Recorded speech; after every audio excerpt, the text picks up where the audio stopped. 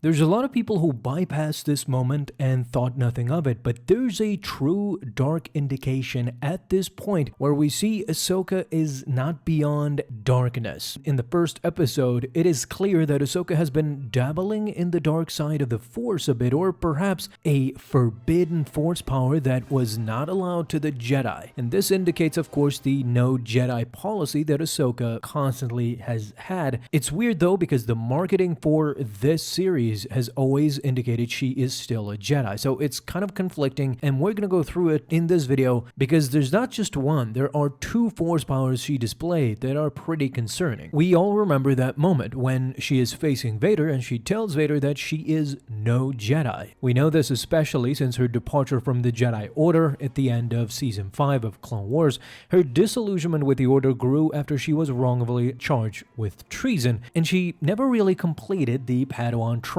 However, we can clearly see by the animated series and by the Mandalorian and Ahsoka series now, throughout the era of the Empire, she actively sided with the rebellion, she fought Inquisitors, she safeguarded Force-sensitive children, she even gathered critical intelligence as fulcrum. These are all activities befitting a Jedi. Over time, Ahsoka has developed her own unique approach to challenges, drawing comparisons, of course, to Anakin. Anakin often defied the Jedi Council and even ignored the advice of Obi-Wan to follow his instincts, which were frequently validated, especially during the Clone Wars where he mentored Ahsoka. The premiere of the Ahsoka series, though, suggests that Anakin's influence during that time has perhaps had a deeper, profound influence than we previously understood. Let's talk about this first moment that alarms me regarding Ahsoka. Now, after recovering the STARMAP from the Arcana Ancient Temple, Ahsoka discusses her discovery with Huyang aboard her ship. She then informs Huyang that the location of the STARMAP was provided by Lady Morgan Elsbeth. This, of course, confuses Huyang, who then asks how did she persuade Morgan to share such crucial intel, to which Ahsoka states, "Let's just say I didn't follow standard Jedi protocol." The statement is delivered with a degree of levity, of course, but the underlying implication is really ambiguous. To extract information from someone as formidable as Morgan Elsbeth, a Dathomirian Night Sister, I mean, Ahsoka must have employed considerable Force power, perhaps even a dark side technique like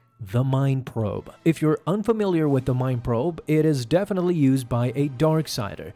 Who is that Darksider? That's Kylo Ren. The first time we see the Mind Probe is in the movie Force Awakens, Episode 7, where Kylo Ren not only uses the Mind Probe on Poe Dameron, but also on Rey later on. Now, in Star Wars lore, the Mind Probe is often linked to the dark side due to its invasive and potentially harmful effects on the target's psyche. Going back to Kylo Ren and Poe Dameron, while Kylo Ren is invading the mind of Poe, he is screaming as hard as he can, so you can clearly see that this inflicts pain on the subject. However, its effectiveness cannot be put into question. I mean, it is clearly demonstrated by Ahsoka in the end obtaining this STARMAP. Nonetheless, it is dangerous and 100% forbidden by the Jedi Order back in the day to use. Again, I know Ahsoka considers herself to not be a Jedi, or perhaps we can consider her by this point a gray Jedi, that she bends the rules at times to get what she wants. However, it is pretty clear, as Yoda said, once you get a taste of it, you want more. So we know what the dark side represents. There is a reason why Yoda and other Jedi strictly forbade not only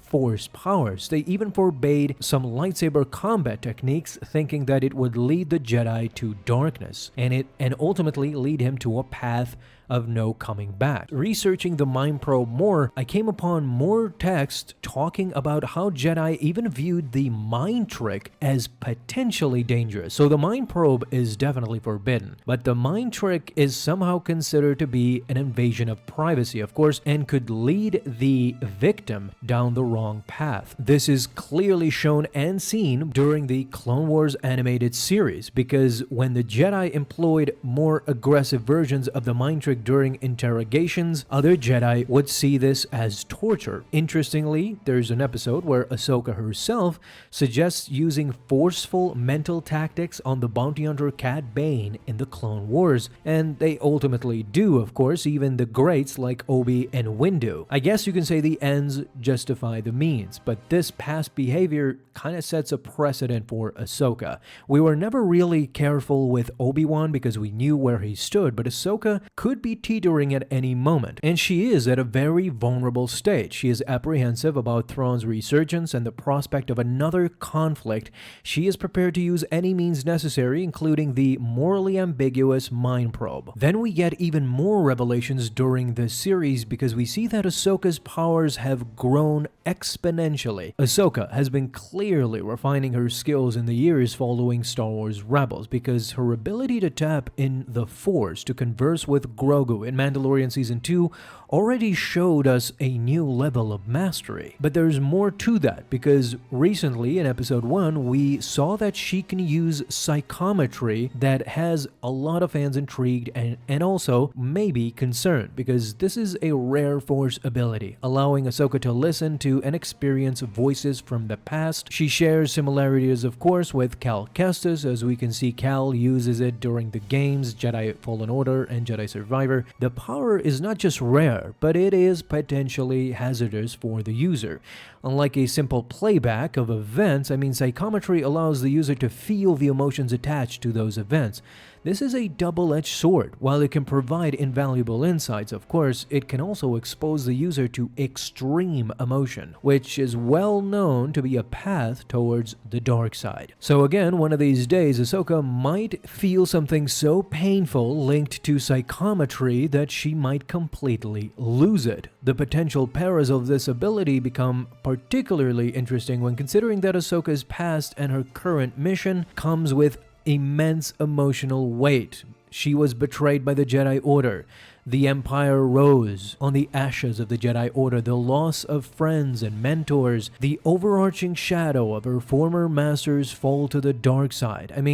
Coupled with her current determination to neutralize the threat posed by Grand Admiral Thrawn, Ahsoka is at risk for being consumed by the very emotions she might unearth through psychometry. And I think too, ultimately, it would be really fascinating and something different to see that Ahsoka might actually fall to the dark side. She might fall to something that she judged Anakin for. She really was disappointed that Anakin had become Darth Vader, but as she slips into her own dark side path, this is when Anakin's Force Ghost could come into play, could pull her out, tell her that how he made the mistake and for her not to do the same. This could be a real neat and perfect moment for Anakin to come back. Caution is advised, but we will see what ultimately will happen during the episodes. She is very stoic during the first two, so it might be fun to see her lose it just for a bit. Tell me all your thoughts down below.